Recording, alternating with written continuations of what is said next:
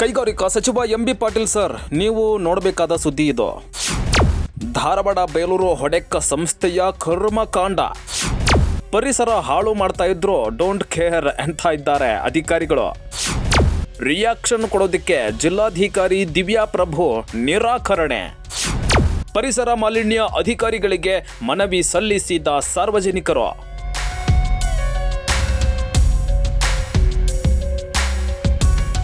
Dharwad Belur industrial ಏರಿಯಾದಲ್ಲಿ ಕರ್ನಾಟಕ ಸರ್ಕಾರದ ನಿಯಮಗಳನ್ನು ಗಾಳಿಗೆ ತೂರಿ ಹೊಡೆಕ್ ಎಂಬ ಕಂಪನಿ ಎಡವಟ್ಟು ಮೇಲೆ ಎಡವಟ್ಟು ಮಾಡಿಕೊಳ್ತಾ ಇದೆ.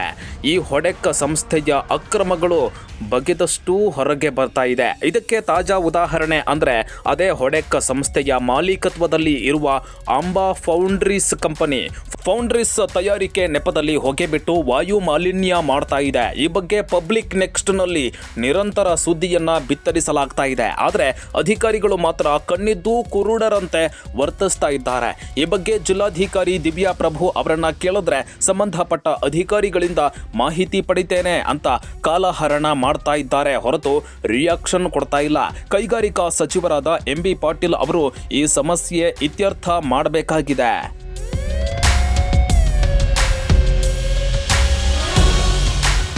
ಹೌದು, ಈ ಹೊಡೆಕ್ ವೈಬ್ರೇಷನ್ ಕಂಪನಿ ಧಾರವಾಡದ Belur industrial area plot number 98 KIADB Belur ಕೈಗಾರಿಕಾ ಪ್ರದೇಶದಲ್ಲಿ ಇದೆ.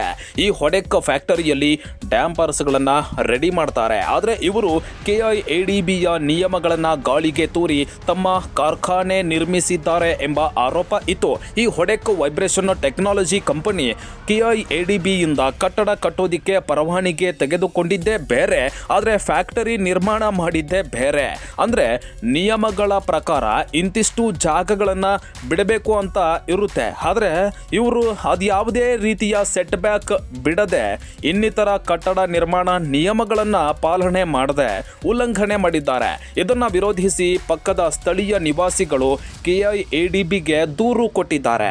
ಇನ್ನು ಇದೇ ಹೊಡೆಕ್ ವೈಬ್ರೇಷನ್ ಕಂಪನಿಯ ಮಾಲೀಕತ್ವದ ಬೇಲೂರು ಇಂಡಸ್ಟ್ರಿಯಲ್ ಏರಿಯಾದಲ್ಲೇ ಇರುವ ಅಂಬಾ ಫೌಂಡ್ರೀಸ್ ಪ್ರೈವೇಟ್ ಲಿಮಿಟೆಡ್ ಕಂಪನಿ ಮಾಡ್ತಾ ಇರುವ ಎಡವಟ್ಟು ಅಷ್ಟಿಷ್ಟಲ್ಲ, ಅಂತಿಂತದ್ದಲ್ಲ.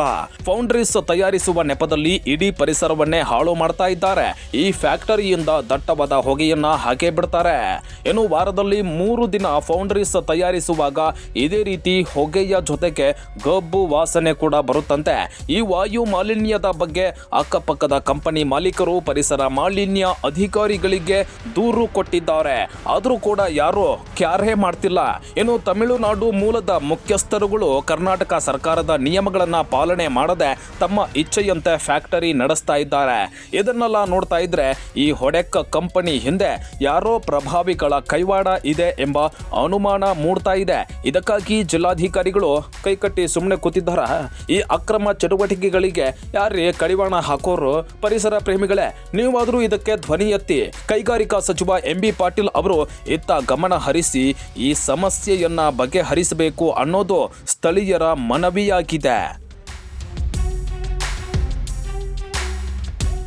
Iranna Walikar, public next, Dharwad.